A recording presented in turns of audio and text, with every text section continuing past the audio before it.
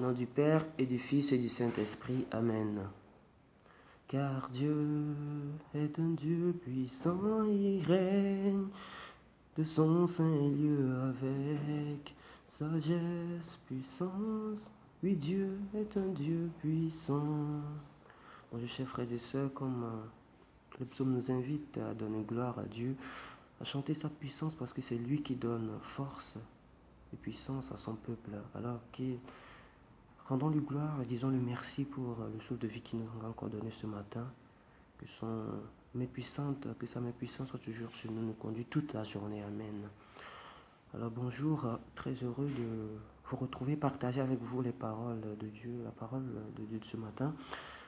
Alors, l'évangile tiré de Jean, chapitre 17, du verset 11 à 19, c'est la prière de Jésus pour ses disciples. Et la première lecture est tirée de l'Acte 20, du verset 28 à 38, c'est le discours d'adieu de Paul aux anciens de l'église d'Éphèse. Alors, deux choses que l'on peut prendre comme conclusion, comme élément commun dans ces deux passages, c'est que Jésus nous invite à prendre l'unité comme modèle, à prier pour l'unité. C'est dont nous pouvons, dans tous nos œuvres, tous nos actes que l'on pose, il faut que nous aussi, disciples du Christ, nous cherchions l'unité. En effet, il dit, Père Saint, garde mes disciples unis dans ton nom, qu'ils soient un comme nous-mêmes. Il nous invite nous aussi à être un, à être unis comme Dieu le Père, ils sont un. Et on voit aussi Paul qui invite les anciens de l'église d'Éphèse à veiller sur le troupeau sur eux-mêmes et sur le troupeau de Dieu, afin qu'ils soient unis, afin que ce troupeau ne soit pas dispersé par les loups, par des faux docteurs, des faux enseignants qui vont venir dans l'église pour les disciples, pour les faire pour troubler leur cœur, non? Mais que ce troupeau soit uni. Et comme deuxième enseignement, à part cette unité, ce message d'unité, on peut dire que le serviteur n'est pas plus grand que son maître. En effet, tout comme Jésus est en train de prier pour ses disciples, on voit Paul aussi avec ce même souci qui exhorte les anciens de l'église d'Éphèse à rester, à demeurer dans la foi, à exhorter le peuple, à prendre soin de ce troupeau-là que Dieu les a confié. Ainsi, nous aussi, responsables que nous sommes, de chacun à sa manière, certains enseignent les autres, certains avec leurs frères, certains avec leurs amis, voilà. Nous sommes responsables tout à chacun à sa manière, dans son contexte. On nous invite de prendre soin de ces âmes-là que Dieu lui-même nous a confiées.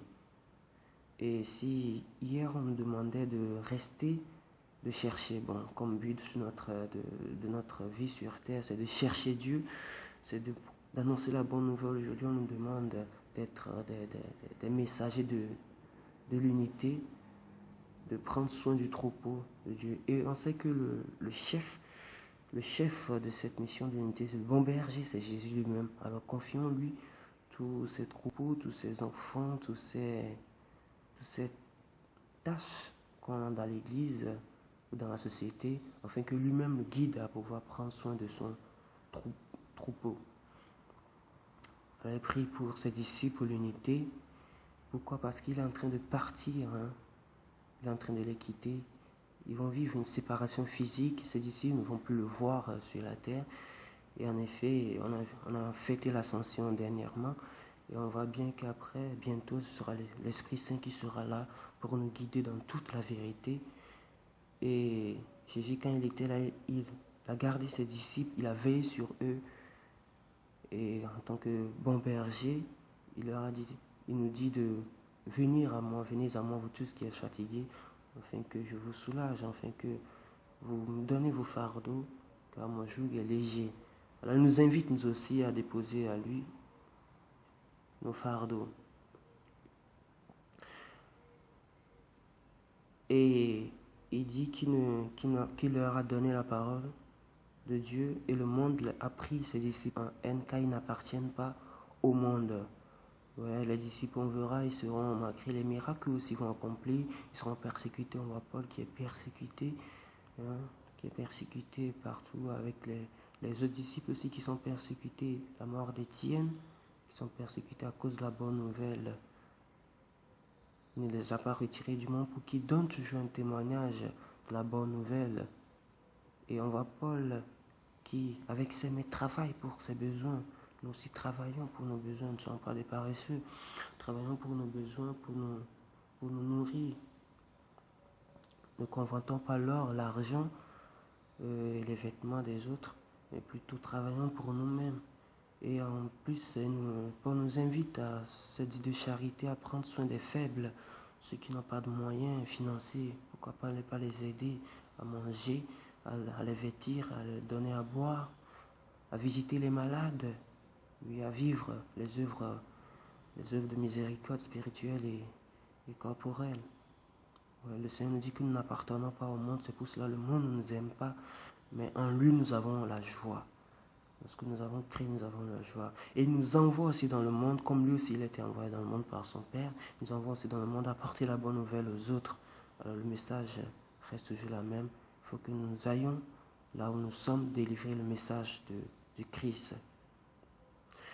Et restons dans la vérité, car la parole de Dieu est vérité.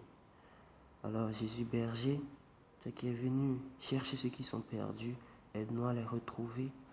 Aide-nous aussi à aller à la recherche de ceux-là qui sont perdus, de ceux-là qui sont dans le doute, qui doutent encore de ton message. Oui, si je donne ma vie à Jésus, est-ce que vraiment je serai sauvé? Est-ce que vraiment tous mes problèmes seront résolus? Oui, Christ est la solution. Donnez votre vie à Dieu. Étant Dieu au centre de notre vie, nous aurons la joie, nous aurons la paix qu'il a donnée à ses disciples. Jésus berger, toi qui es venu donner, qui est venu guérir ceux qui sont malades. Amène-nous vers ceux qui sont malades, afin que nous leur portons guérison par ton message qui sauve. Jésus berger, toi qui es venu sauver les pécheurs, oui, amène-nous vers les pécheurs. Toi qui as mangé avec les pécheurs, amène-nous vers eux et aide-nous à demeurer fidèles à ta parole, à vivre ta parole dans toutes circonstances. Merci parce que tu nous aimes, merci pour ce message aujourd'hui. Restons unis dans ton nom, Seigneur, car de toi seul vient notre secours. Jésus berger, prends soin de nous. Bonne journée à tout à chacun et que Dieu nous garde. Amen.